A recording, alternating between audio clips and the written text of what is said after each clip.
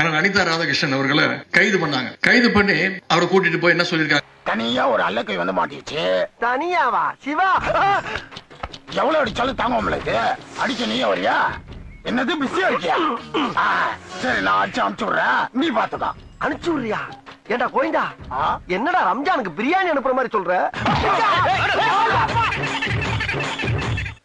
உங்க வீட்டுக்கு ஒரு சோஃபா அனுப்பிச்சிடறோம், எங்க கட்சியில வந்து ராஜினாமா பண்ணிட்டு வந்து சேர்ந்துருங்க அப்படின்ட்டு. நம்ம அனிதா ரொம்ப தெளிவு சொல்லிட்டாரு. எனக்கு உங்களை அடிச்சாங்க. முதல்ல ஒரு 3-4 பேர் தான் அடிச்சானுங்க.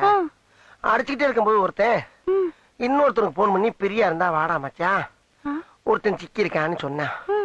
அவன் சொன்னா நான் பிஸியா இருக்கேன்டா, வேணா இங்க அனுப்பிச்சு விட, நான் பாத்துக்கிறேன்னா. இவனுக்கு முடிச்ச உடனே ஒரு மீன்பாடி வண்டியில போட்டு அங்க அனுப்பிச்சு விட்டானுங்க. அங்க ஒரு 7 பேருமா. அவனுக்குனால எவ்வளவு முடியுமோ அவ்வளவு அடிச்சானுங்க. அடிச்சிட்டு ஒரு ஆட்டோல ஏத்தி விட்டானுங்க.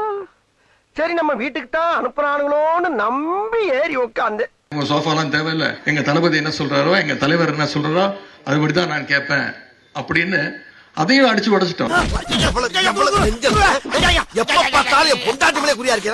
என்னமோ தெரியல குரு, அவங்கதான் என் கண்ணுக்குள்ளே இருக்கிறாங்க. எது என் பொண்டாட்டி ஓங்கனுக்குள்ள இருக்காளா?